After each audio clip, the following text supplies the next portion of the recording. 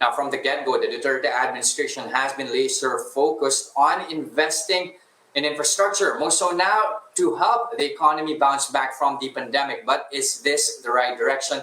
To talk about that, we have on the show the chairman of the Build Committee, Anime Lamentillo. Good morning, Anime. Good morning. Thank you for having me. Thank you for the invitation. All right, Anime. So, of course, you heard the introduction. That was quite a long discussion, or a long report, really, on what has happened, at least in the infrastructure program of the government over the past year. But you see, when you talk about infrastructure spending, that has been down by as much as 18% in the 10 months to October. That failed to pick up as well in the month of October. Would you say that was purely pandemic induced, or was also there a conscious decision to actually rein in spending for the sake of maintaining a good credit rating? Right now, I think all the big ticket projects of DPWH is a go. We've been working very hard to ensure that they are implemented on track. For example, Skyway Stage 3, as you mentioned, was partially opened yesterday. And I think now people who have been previously criticizing the project can now believe that it was indeed possible to connect SLEX and NLEX within a 30-minute time frame. But what's good about this project is that there's a master plan behind it. So Skyway Stage 3 will eventually be connected to NLEX Harbor Link, which connects Quezon City to Manila, Valenzuela, Caloocan, and Navotas via the NLEX SLEX connector, we've already started to build at this stage.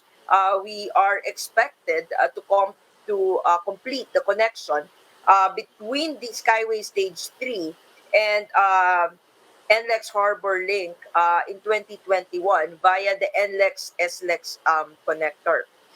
What's good about this is that when we talk about the EDSA decongestion master plan, we're talking about 24 other projects. So it's not just going to be Skyway Stage 3, it's not just going to be NLEX Harbor Link. We're going to have a lot more projects by next year. So 2021 will be a big year for DPWH and Build. For example, we're going to complete finally the BGC or Tigas Link Bridge, which will connect Pasig and Taguig within a 12-minute time frame. We also have Pantaleon Estrella Bridge, which will also be completing by next year, which connects Makati and Mandaluyong. And then we also have Binondo Intramuros Bridge. What's good about these bridges is it will also have pedestrian lanes, so people can opt to bike in these bridges or walk if they want to. So this is the beauty of the paradigm that we're offering now in the Build. It's the ability to actually choose the transportation mode that you want to. Okay, and then lastly, Anime, of course, when we're talking about public works here, that has pretty much been in the limelight the past few months, due, of course, to corruption issues here. Oh, what's the agency doing now following the president's directives, and what do you think has to change?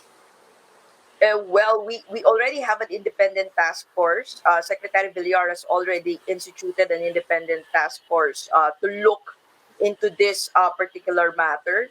I will leave them to explain their findings. We have followed the president's directive. Secretary Villar has instituted all possible mechanisms to almost to minimize um, any possible corruption in the department. For example, now we have satellite technology that was not existent in the department before. Our biddings are now live streamed via Facebook and via social media. Um, the projects are being drone monitoring. We have completely eliminated ghost projects just last year because of the full transition to the infra system. Now, all the projects of the administration are under a computerized system. And then there's a 24/7 secretary's hotline that is able to handle all the complaints. I think we have opened all possible mechanisms to ensure that we minimize, if not eliminate, corruption in the department. All right. Thank you very much for your time this morning. Again, I have a lot of things going, at least, especially in 2021, the government, banking, and infrastructure to help the economy bounce back. Thank you very much for your time, Anna May Lamentilo, Chairman of the Build Committee. Thank you. Thank you very much, Jester.